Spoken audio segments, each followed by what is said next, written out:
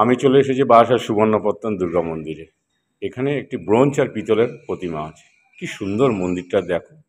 এই মন্দিরে 365 দিন দুবেলা পুজো হয়, পুরোহিত মশাই পুজো করেন। আর এই যে প্রতিমাটা, মা দুর্গার মূর্তিটা, এটা মনে হচ্ছে উত্তর চব্বিশ পরগনা বারাসাত আর কোনো জায়গায় নেই। তাই তোমরা এই সুবর্ণপত্তন দুর্গা মন্দিরে কী করে আসবে আমাকে বললে আমি লোকেশনে তোমাদেরকে জানিয়ে দেবো। নিচে আমার ফোন নম্বর দেবো। বন্ধুরা দেখো, আমি চলে এসেছি বারাসাত সুবর্ণপত্তনে। এখানে একটা ব্রোঞ্জ আর পিতলের ঠাকুর আছে, যা এই উত্তর চব্বিশ পরগনা আমার মনে হয় কোনো জায়গায় নেই। এটা 365 দিন দুবেলা পুজো হয়। এই পুরোহিত মশাই পুজো করেন। এবার মাসে একটা করে অষ্টমী হয়। এবং তোমরা এই দাদা আছেন, এনি 365 দিন এখানে এই ধোয়া পোছা মায়ের সব কিছু সেবা করেন।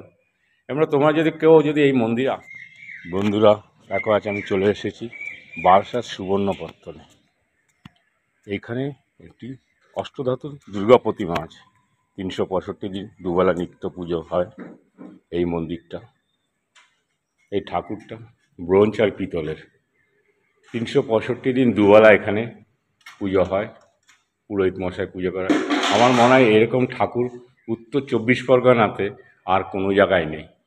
তোমরা যারা যারা আসতে চাও বারাসাত সুবর্ণপত্তনে এই দুর্গা প্রতিমা দেখতে, তাই নিচে আমার কন্ট্যাক্ট নম্বর দেওয়া আছে, তোমরা কন্ট্যাক্ট করতে পারো। তোমরা যখন মঞ্চে আসো এই মন্দিরে। এটা বারাসাত সুবর্ণপত্তন দুর্গা পুজো। কী সুন্দর দেখো, ব্রোঞ্জ আর পিতলের এই ঠাকুর, প্রতিষ্ঠিত ঠাকুরপুর।